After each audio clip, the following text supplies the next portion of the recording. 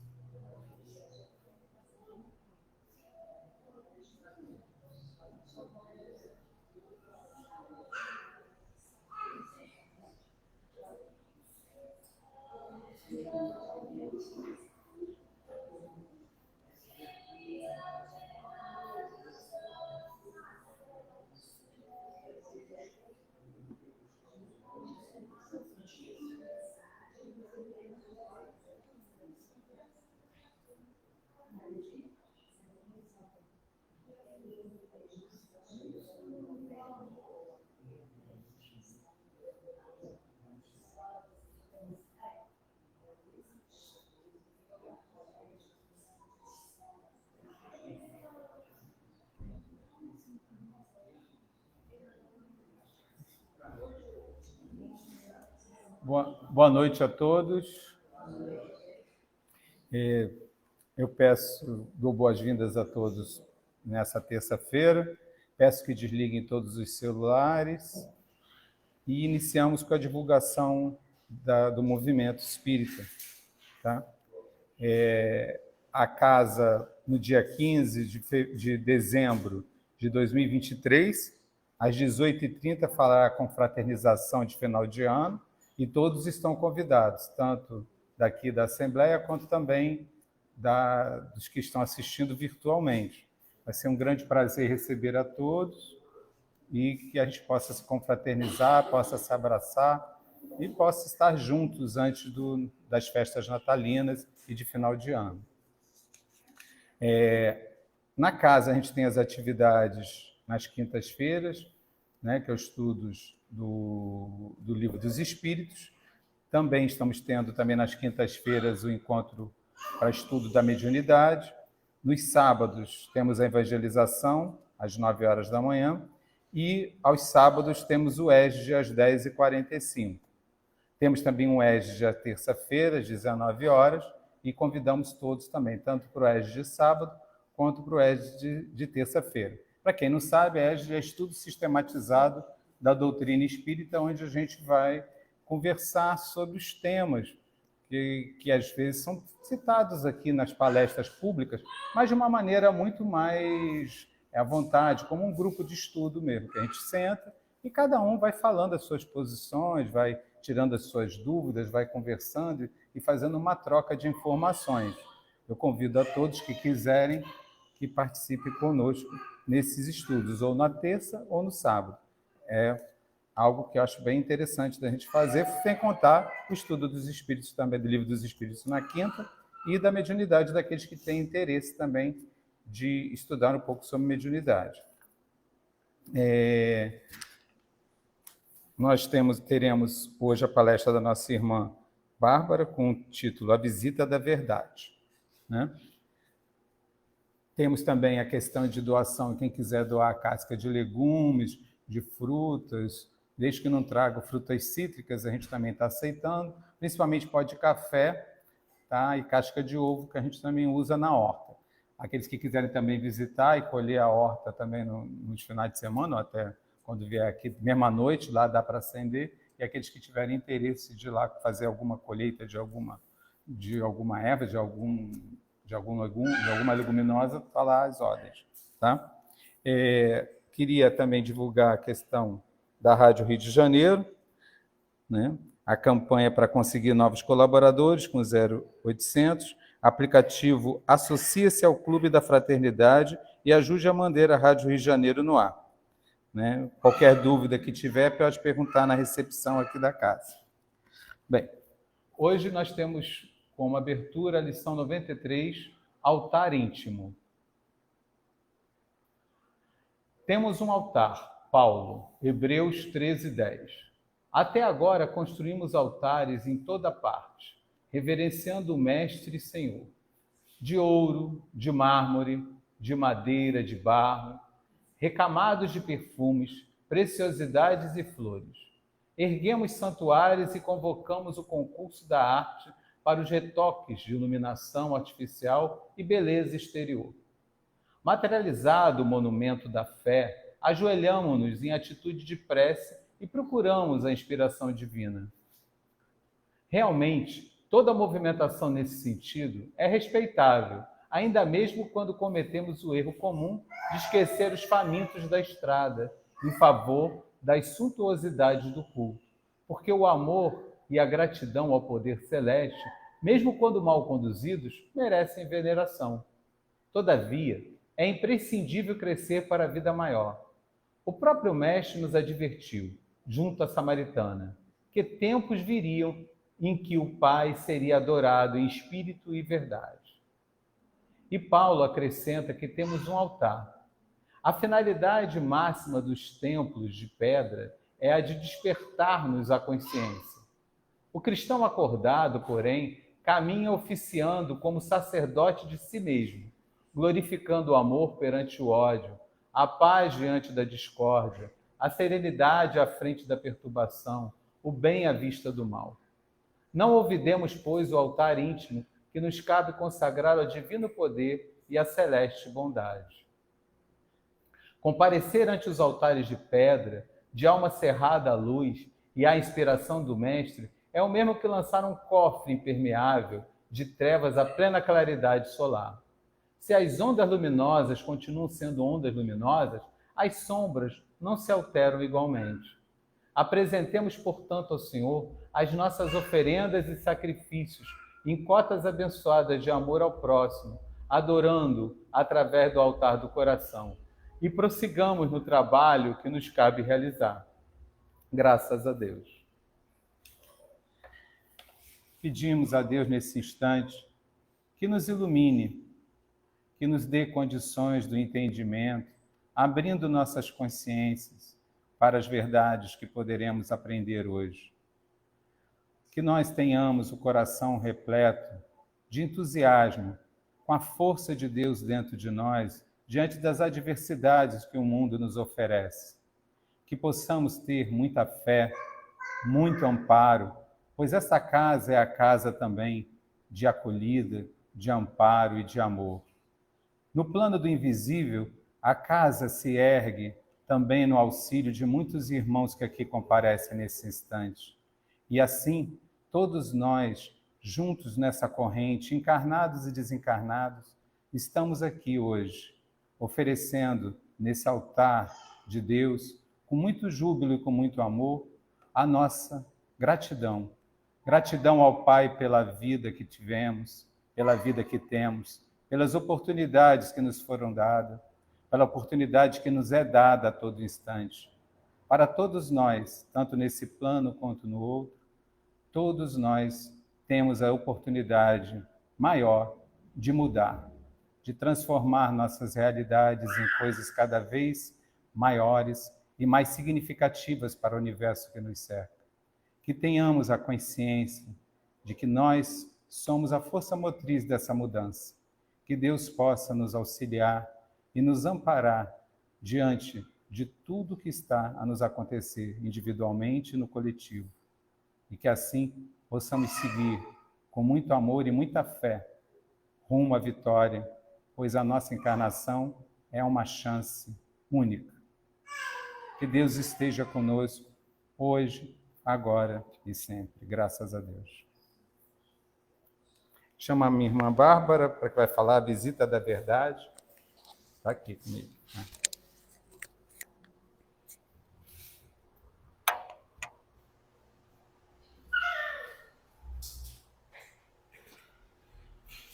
Boa noite a todos.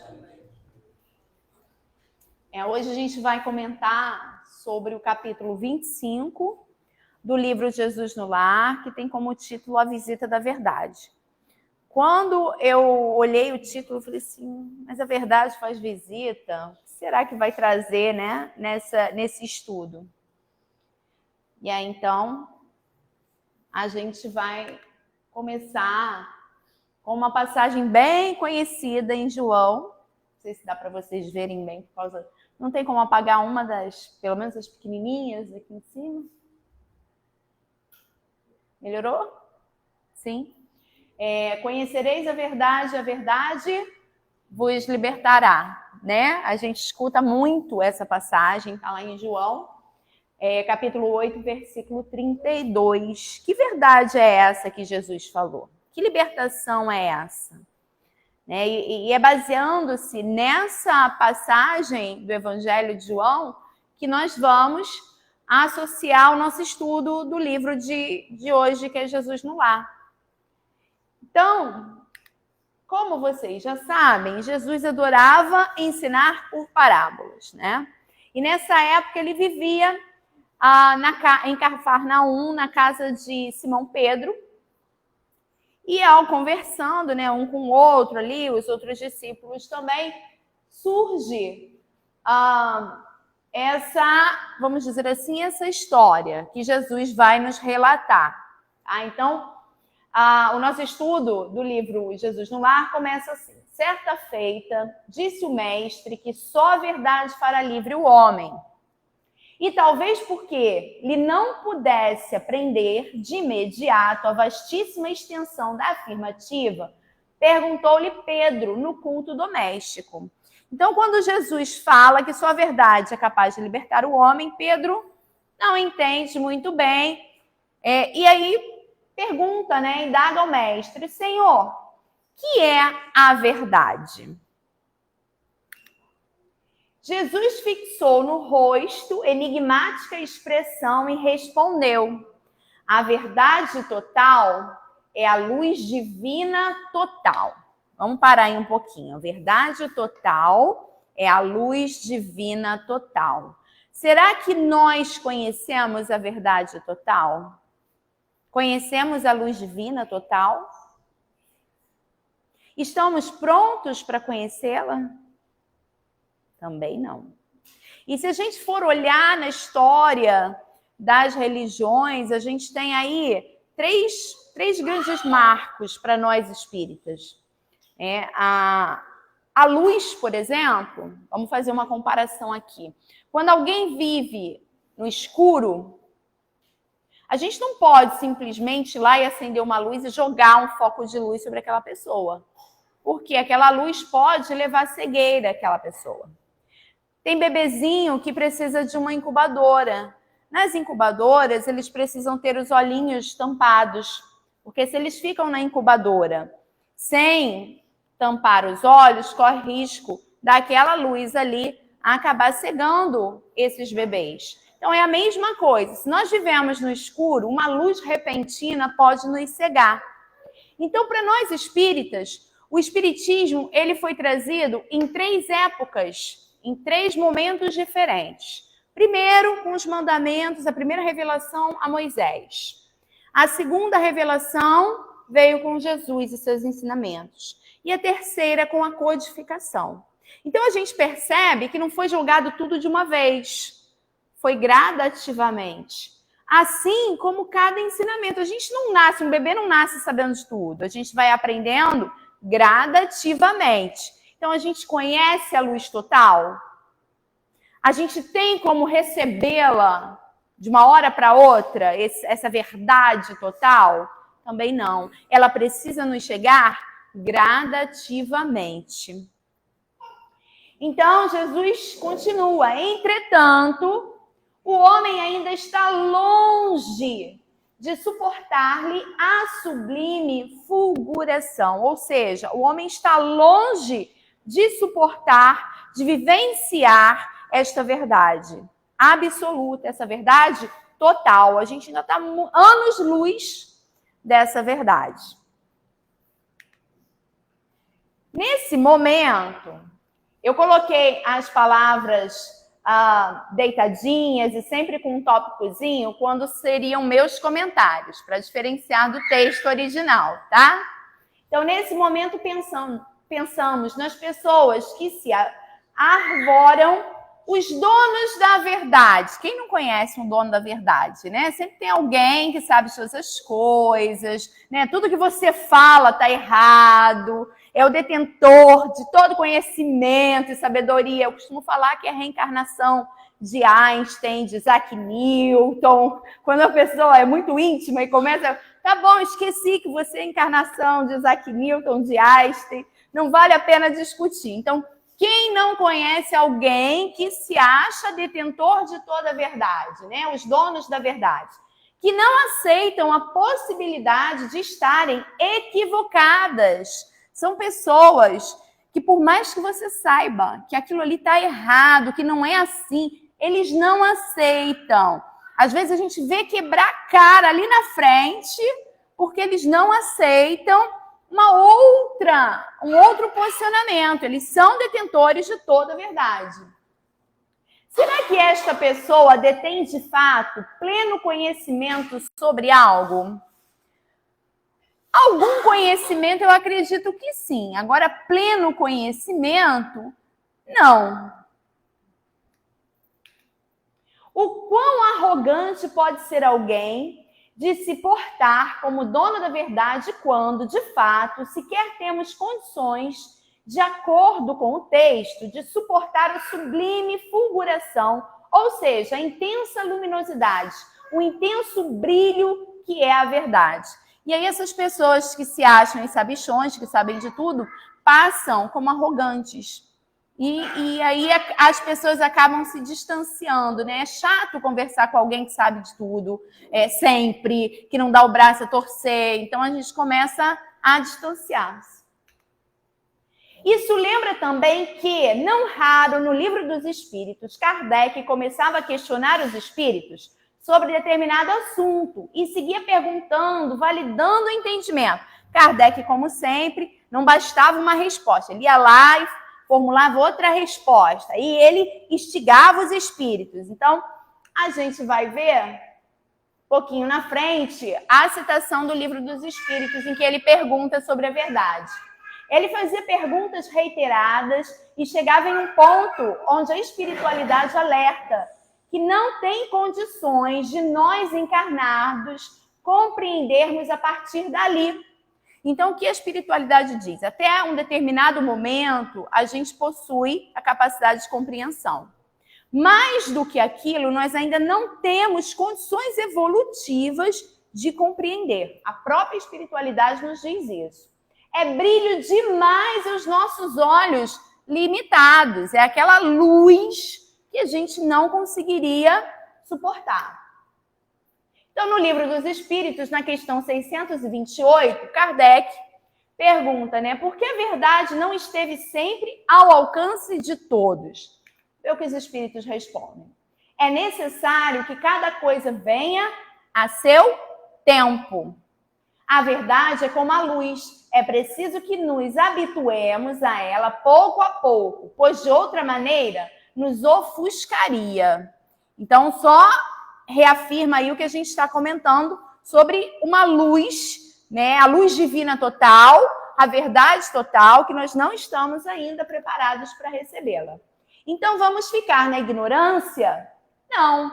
Nós não precisamos apenas caminhar um pouco mais para podermos entender. Agora a gente volta ao texto de origem, tá? Reparando, porém, que o pescador, que Simão Pedro, né, continuava faminto de esclarecimentos novos, o amigo celeste meditou alguns minutos e falou. Aí ele conta uma história bem interessante. Pena que a figura não ficou legal, porque ela era muito escura também, né? que trata-se de uma caverna. Ele fala que um devoto, ele estava numa caverna muito escura, numa caverna escura onde a claridade nunca surgira, demorava-se certo devoto implorando socorro divino. Declarava-se o mais infeliz dos homens, não obstante em sua cegueira, sentir-se o melhor de todos. Então ele vivia numa caverna escura, onde não era acessada pela luz, e ele se lamentava muito, se sentindo o mais infeliz de todos os homens, mas ao mesmo tempo ele se achava melhor do que todos os outros. Então, assim, a gente tem uma contradição, né? E ele se lamentava por estar ali. Por que eu não saio? Por que eu não consigo ver a luz? Então, aqui é uma foto de uma caverna, assim, bem escura, realmente. Por isso vocês só estão vendo um borrão escuro, tá? Jesus começou a contar uma história para tentar tornar mais simples o ensinamento que queria passar. O mestre queria ensinar que só a verdade tornaria livre o homem. Então recorre à história de um homem isolado em uma caverna. Este homem é apresentado como um devoto, que crê e recorre a Deus, por isso devoto, para pedir ajuda e se vê como o mais infeliz dos homens, apesar de se sentir o melhor de todos. E é isso que Jesus chama de cegueira. Ele se acha o melhor de todos, mas ele está pedindo socorro por também se achar o infeliz de todos. Então, ele não se acha merecedor de estar ali. Essa cegueira é comum, que nos faz ignorar os problemas alheios, insuflando os nossos. Quando a gente está com um problema, e aí eu posso falar isso, porque estou passando por problemas, a gente vê o problema com uma lupa de aumento. Os nossos problemas são sempre maiores do que o problema do outro. Não, porque comigo é assim. Aí você vai desabafar com alguém, dependendo da pessoa, ela logo te interrompe e ela fala do dela. Porque as pessoas têm necessidade de falar, elas não querem ouvir, elas não estão prontas para ouvir. Aí você começa a contar, ela te interrompe porque o problema dela é maior do que o seu. E assim é um ciclo, né? E é isso que está comentando aqui. A gente vai insuflando os nossos problemas. É como se os outros não tivessem. Aí é necessário, muitas vezes, a gente se deparar com situações bem complicadas, como a gente estava conversando ainda há pouco, para a gente olhar e falar assim, nossa, meu problema não é nada diante do problema do outro. Quantas vezes a gente não pensa ou se viu em situações assim? Essa cegueira que nos faz ignorar as qualidades alheias, colocando as nossas maiores do que na verdade são. Então, nós somos melhores do que os outros. Nós não merecemos passar pelo que estamos passando. Os outros passam porque eles devem ter feito alguma coisa, né? Deve ter sido uma programação, pediu para passar quando estava para reencarnar, mas eu não. Por que eu estou passando por isso? Essa cegueira que nos faz perder a perspectiva da realidade. Ou seja, você só vê, o mundo passa a girar em torno do seu umbigo. Só vê a si mesmo. E aí você fica paralisado muitas vezes naquele problema. E ele perdura por muito mais tempo. Agora, se você passa a fazer outras coisas em função de outras pessoas, apesar do problema gigante que você está carregando, ele vai diminuindo, fica mais fácil, fica mais leve. Isso faz parte da nossa trajetória aqui na Terra. Todos nós passaremos por alguns problemas. A gente precisa saber enfrentá-lo. Eu vou ficar chorando e dizendo que eu não merecia passar por isso? Ou eu vou trabalhar em prol do outro? Uma coisa que eu faço é tentar ocupar a minha mente com outras coisas. E funciona. Eu vou me ocupando, às vezes ficando até sobrecarregada de tanto trabalho, até para mudar um pouco a minha visão do que está acontecendo. Senão, realmente, a gente pode acabar sucumbindo. A gente pode não aguentar. Se a pressão fora é grande, e a pressão que nós colocamos em nós mesmos também, muitas vezes. Então, a gente pode acabar cedendo. E aqui está o primeiro convite para a reflexão. Onde está a nossa cegueira?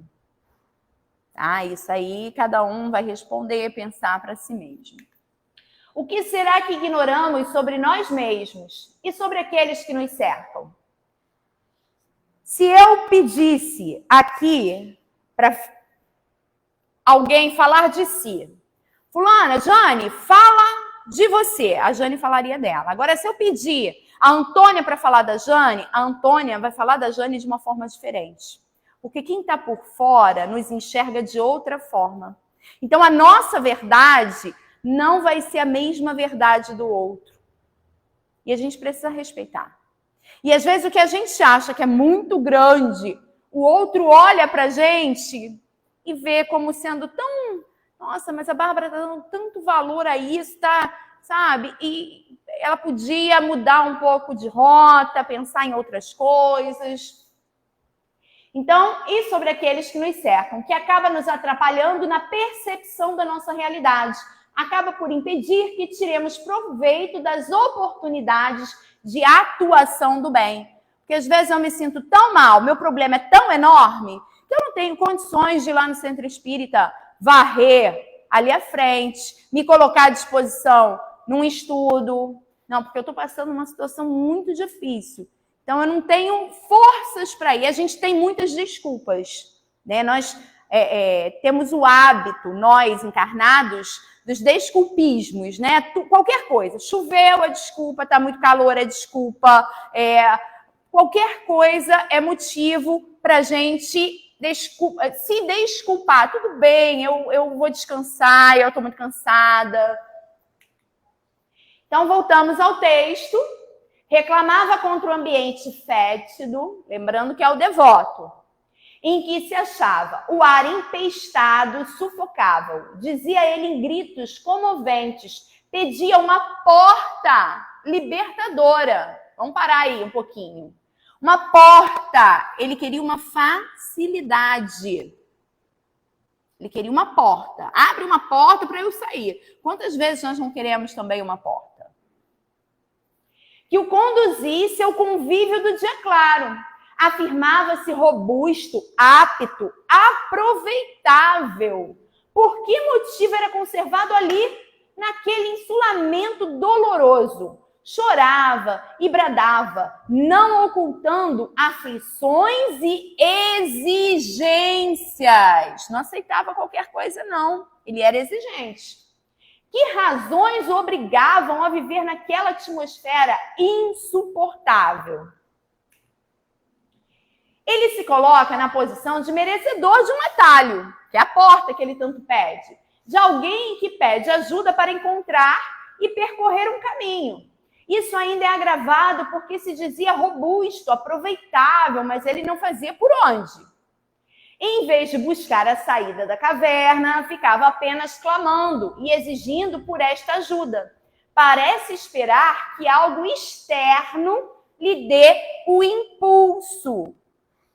Ao contrário, deveria ser algo interno que ele deveria utilizar para impulsioná-lo a buscar a saída. Mas não, ele queria que o problema fosse resolvido de fora.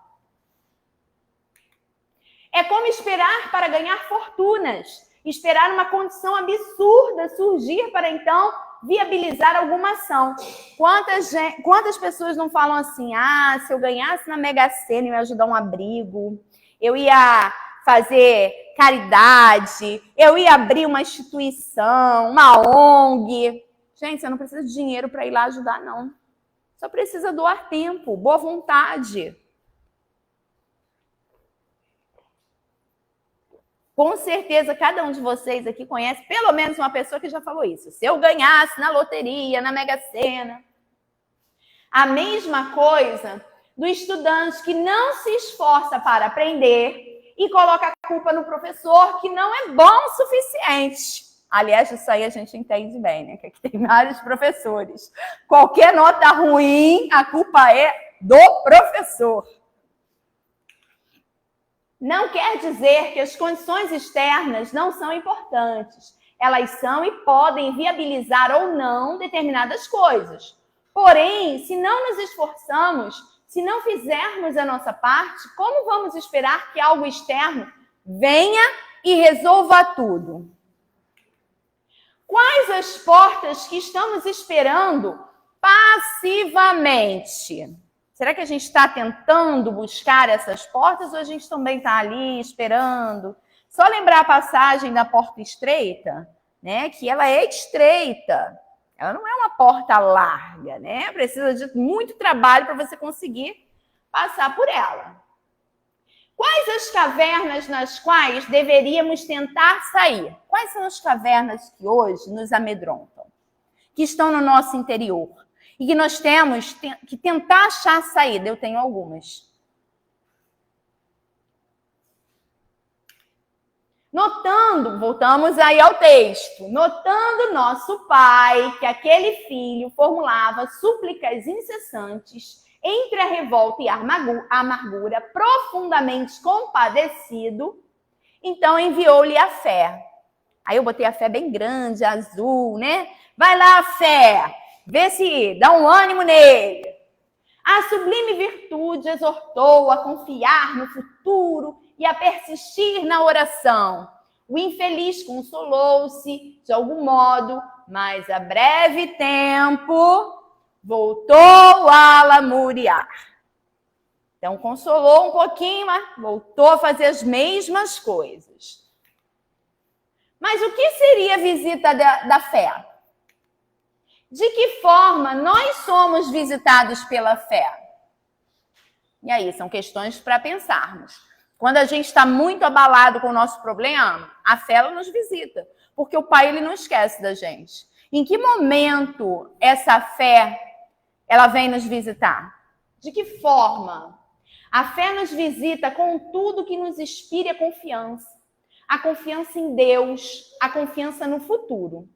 Pode ser uma leitura aleatória. Peguei um papelzinho na rua, alguém está passando. Fui numa clínica, alguém esqueceu lá uma mensagem. Recebi pelo WhatsApp. Uma leitura aleatória. Não é aquela que você... aqui tem leituras edificantes. Não. Leitura aleatória. Pode ser uma palestra que ouvimos. Pode ser uma palavra amiga que recebemos. Uma intuição ou até mesmo uma provocação de um desafeto. Olha que interessante, às vezes um desafeto nosso, né, alguém que a gente não simpatiza muito, e isso é comum, a gente está aqui, né, é normal essas coisas acontecerem, a gente tem afinidade com uns e não tem com outras pessoas, e aí de repente a pessoa fala alguma coisa que naquele momento você te incomoda. Mas o que você tem que fazer num segundo momento? Primeiro, não retribuir, né, com outra palavra. Medita sobre aquilo ali. Porque se incomoda você, alguma coisa ela tem de igual a você. Muitas vezes, Deus acaba usando o próprio desafeto para te exortar, falar alguma coisa a respeito da sua conduta, para você acordar, tipo uma sacudida. Sacode, porque está na hora de você começar, nem que aquilo ali seja usado como injeção de ânimo para você mostrar para o outro que você é capaz de sair da caverna que você está. Né? Eu vou mostrar para o outro que eu sou capaz disso. Ele não acredita em mim? Ok, deixa o tempo, que o tempo vai mostrar. E aí você começa a cavar e você vai achar a saída da sua caverna. Então, Deus vai usar de diversas formas, a espiritualidade de diversas formas, de nos chegar, de nos exortar, da fé estar ali, nos consolando, nos abraçando. Vou contar rapidamente um episódio aqui. Faz 15 dias hoje que eu estive sozinha no Hospital da Posse após um acidente na Dutra da minha filha mais nova com o noivo. E não é fácil. Uma mãe vê a filha toda arrebentada, noivo todo arrebentado, a pele pendurada, sangue escorrendo. Eu tirei a capa, a pele da capa de chuva deles saía junto. E eu estive sozinha, eles foram levados, o acidente foi às 9 da noite. Era uma chuva torrencial, eles foram levados para o hospital e eu estive lá sozinha até mais ou menos umas 2 horas da manhã, que foi o horário que os pais dele conseguiram chegar. E aí me perguntaram, você quando viu começou a chorar? Eu falei, incrivelmente não. E eu liguei para minha mãe e eu falei para ela, mãe, é surpreendente, mas eu sinto uma força tão grande. E eu lá estava, eles não deixaram a gente entrar, nem eu, nem os pais dele, porque são maiores de idade, então a gente fica do lado de fora. E você vê de tudo, e algo ali, sabe, me dava a certeza de que aquilo ia passar. Ia passar, eu ia sair com os meus filhos dali. E tanto que quando eu cheguei no local do acidente, antes da ambulância, eu falei para o meu genro, olhei para ele e falei assim, vai ficar tudo bem, eu tô aqui, como se eu fosse a salvadora. Eu tô aqui, vai ficar tudo bem. Ninguém mexe com os meus. Eu falava isso para ele, ninguém mexe com os meus. Vocês não estão sozinhos, não estão sozinhos. Eles foram na ambulância e eu fui de carro atrás.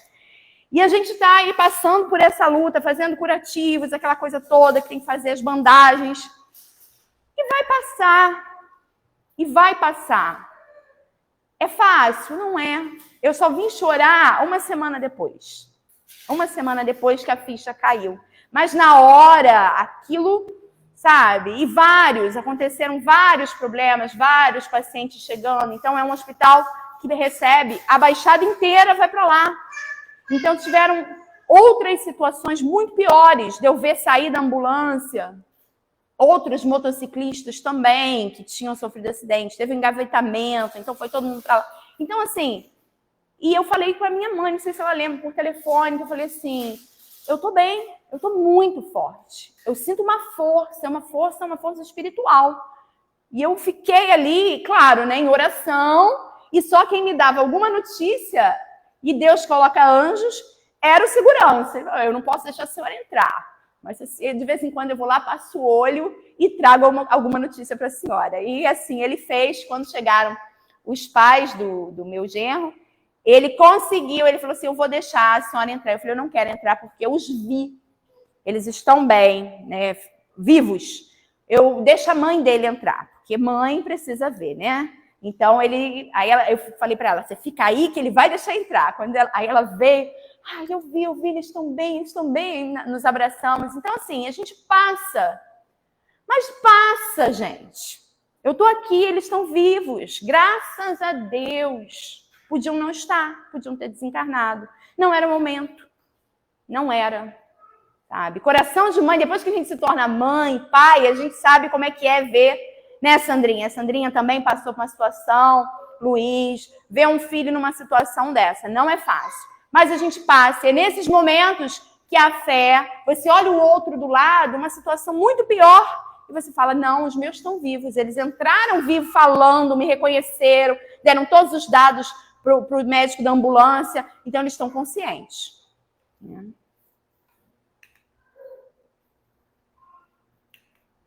São várias as maneiras que somos levados a confiar, ou levados a pensar no quanto poderíamos confiar mais. E a fé é esta confiança na misericórdia divina. A confiança no futuro que temos como espíritos imortais. É a certeza de que tudo o que acontece tem um motivo, tem uma causa, e que tudo o que fazemos tem consequências. Pode ser para o bem ou para o mal. Vai de acordo com o nosso livre arbítrio. E quando somos chamados pela fé, o que fazemos? Confiamos? Usamos esta fé como uma força para nos movermos na direção que precisamos? Ou será que agimos como o homem da caverna? Continuamos lamentando, né? Estou indo mais rápido por causa do horário, gente. Sabe quando você se depara com uma mensagem qualquer? Ela te enche de fé e te dá muita energia para encarar a vida, mas logo quando a primeira dificuldade aparece, tudo aquilo se esvai e volta ao estado anterior? Foi isso que aconteceu com o homem. E nos identificamos com ele, infelizmente. Às vezes a gente vê um filme, alguma coisa, nos enche de esperança, mas na primeira dificuldade, ó vida, ó azar, ó céus. Lembraram de algum desenho?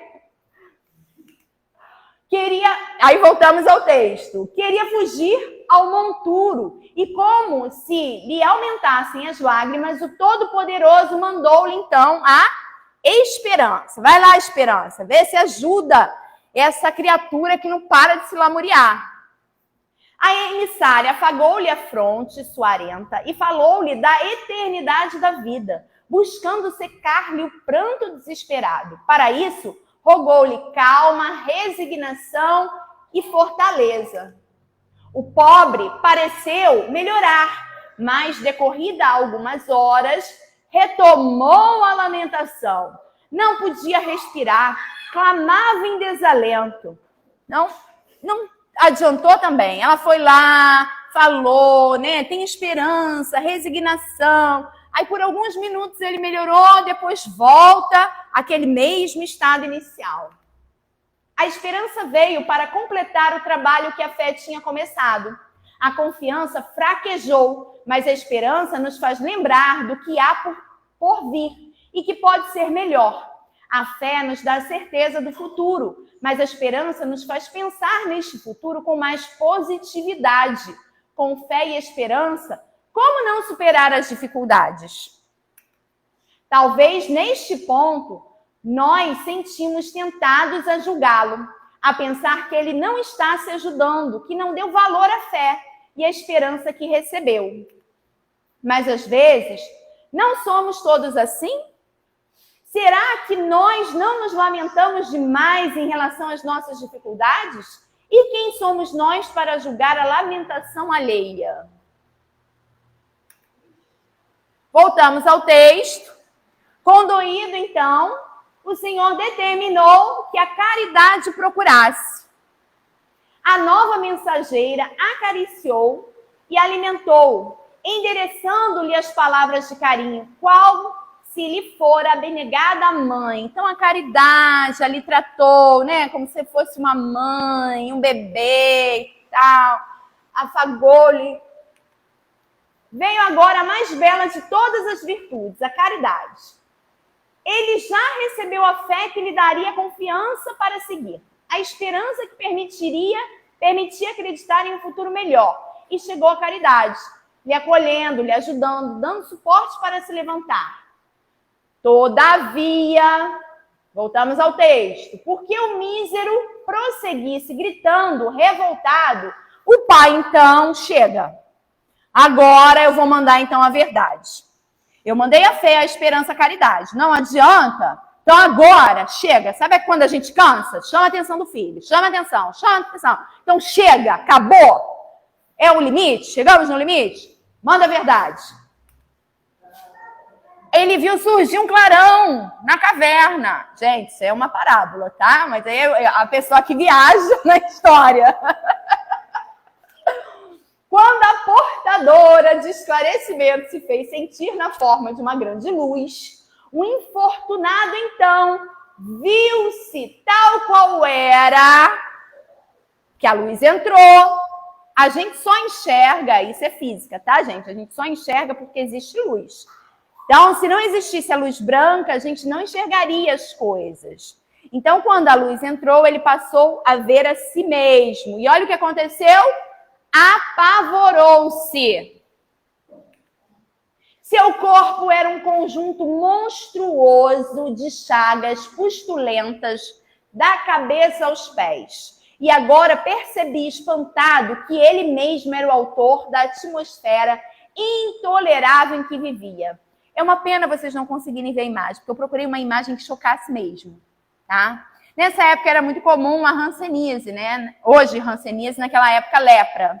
Então, o fedor, tudo que ele sentia era exalado por ele mesmo. Então ele ficou assustado. E ele se achava, lembra lá no início que ele se achava superior aos outros, apesar de, por que eu estou aqui? Na maioria das vezes, somos nós que damos causa ao que nos importuna. As nossas chagas nada mais são que os erros que nós cometemos ao longo de todas as nossas existências, enquanto espíritos imortais. Algumas nós vamos curando no caminho, mas muitas ainda estão lá, expostas, esperando a nossa ação para a correção. Não é a ação do outro, é a nossa. Agora, imagine como seria se nós nos depararmos com as nossas próprias chagas. Vamos dizer que essa luz recaia sobre cada um de nós agora e nos mostra as nossas verdadeiras chagas. Vislumbrar nosso próprio histórico. Muito provavelmente surgiria o espanto e a ação de sair correndo, porque ficaríamos assustados com nós mesmos, com o que fizemos. E aí eu achei, não sei se vocês conseguem ver, é um espelho e peças de xadrez. De um lado é o, não sei qual é o nome que dá, acho que é peão, é a peça comum, os pequenininhos, que correm sempre na diagonal. E aí ele se olha no espelho e ele vê uma torre. Ele vê uma peça maior, mais robusta, né? Então ele não vê realmente o que ele vê o que ele quer. Quem você vê quando se olha no espelho? Lembrando que isso tudo é para que a gente pense sobre nós mesmos. O pobre tremeu, voltamos ao texto, tremeu cambaleante, e notando que a verdade serena lhe abrirá a porta, ele não queria uma porta?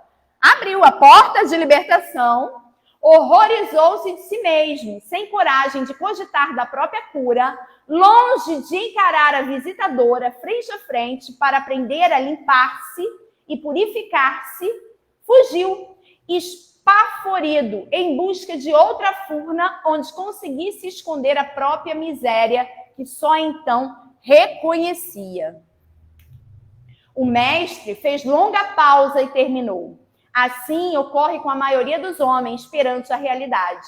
Sentem-se com direito à recepção de todas as bênçãos do Eterno e gritam fortemente, implorando ajuda celestial. Enquanto amparados pela fé, pela esperança ou pela caridade, consolam-se e desconsolam-se, creem e descreem, tímidos, irritadiços e hesitantes. Todavia, quando a verdade brilha diante deles, revelando-lhes a condição em que se encontram, costumam fugir, apressados em busca de esconderijos tenebrosos, dentro dos quais possam cultivar a ilusão. Né? E o Lúcio, que é o espírito que nos traz esse capítulo.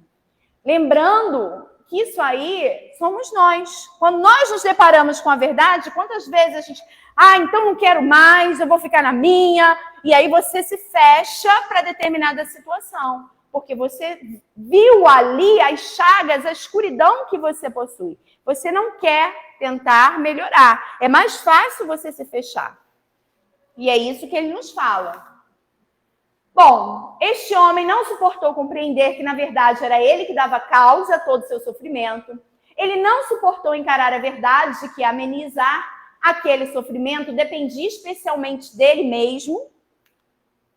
Jesus foi claro em sua fala quando diz que nós costumamos evitar as verdades que nos libertariam.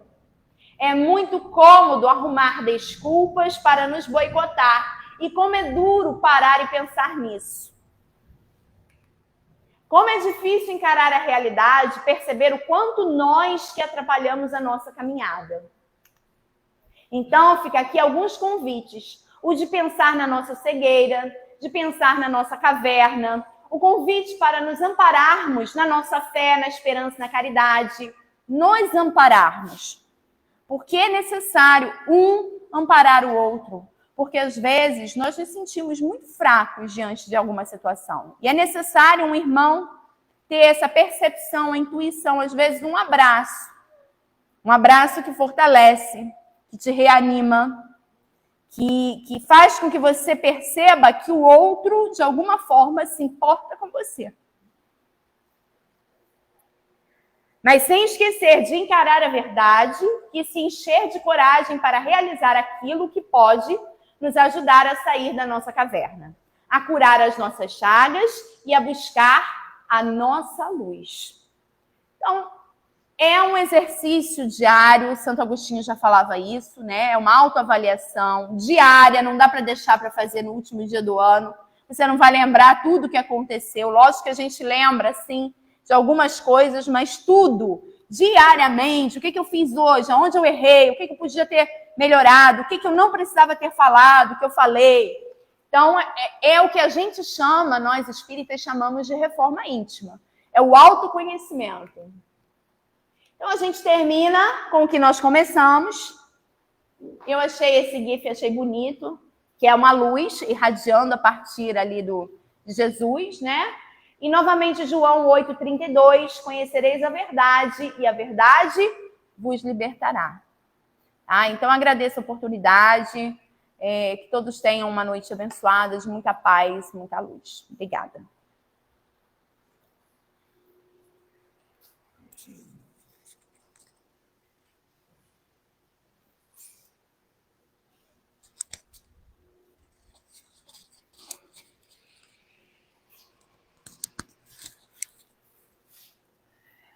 Hoje nós tivemos essa reflexão sobre a verdade, né?